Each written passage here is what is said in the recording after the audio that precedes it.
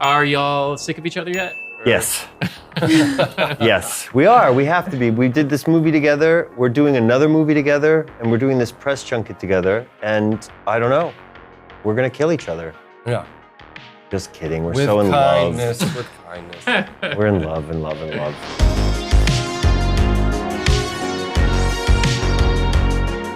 I've heard y'all talk about how you worked out some of your characters' backstories in your relationships with one another. I was wondering if you could tell me a story that was never shot. Good question.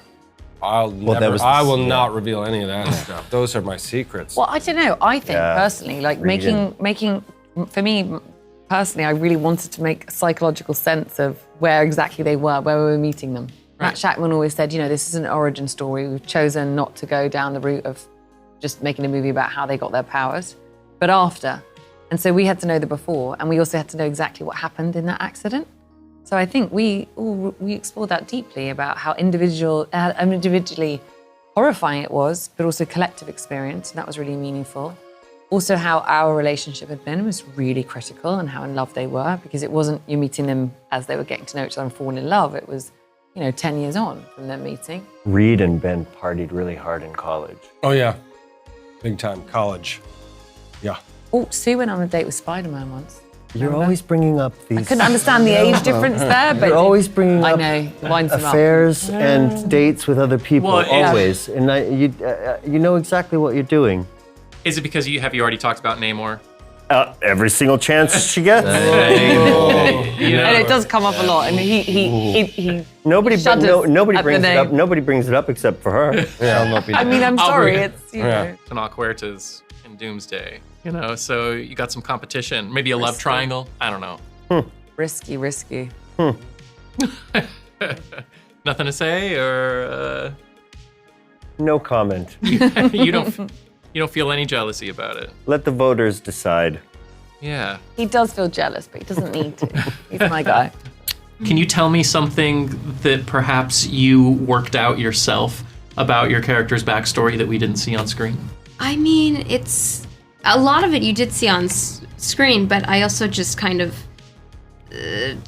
took that and kind of went deeper with that, and just almost trying to figure out how that made me feel, and I guess processing the loss so much, but then trying to block all my feelings. So I was processing, but then blocking it, because that's what she would do until it all kind of blows up at the end. That must have been emotionally trying.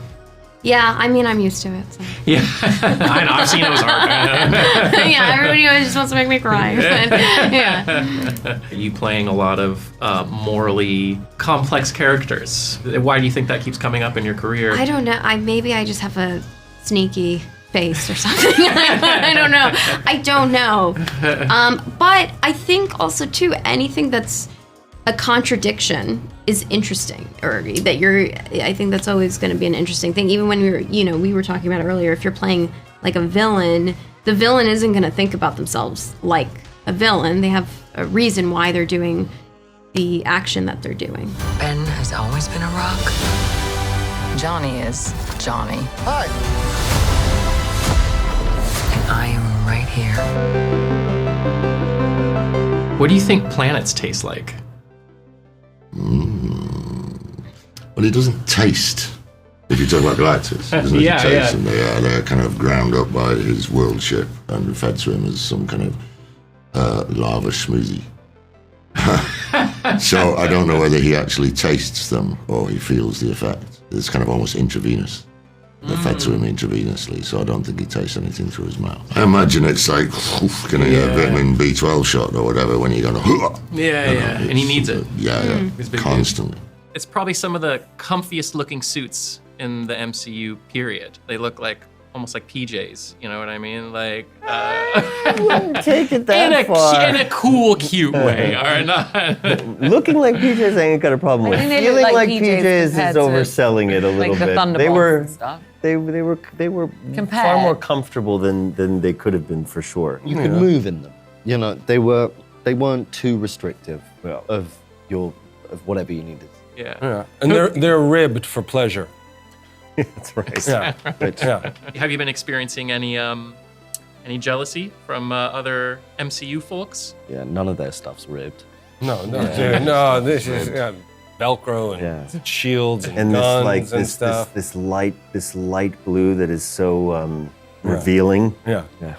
Everybody's pretty envious. When you were on set, did it feel like you were enveloped in their little clique, or were you kind of doing your own thing? No, they were so open and just kind and generous with their time and they're just also wonderful. So that did feel really real. Like they were all just incredible. So I was very lucky to spend time with them.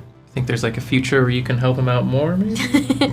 I mean, it's hard to say, and also, there's so much things we can't say, but there's no information even that I know. So, yeah. Pedro, it's kind of played off as a bit, but a lot of people are giving Reed a hard time about his performance as a father. You are going to be the best dad. Just kidding. You are out of your depth. I was wondering if you could defend Reed Richards as a father. A busy dad Sure. that loves the laboratory Yeah. and a chalkboard. So Reed's a that's workaholic.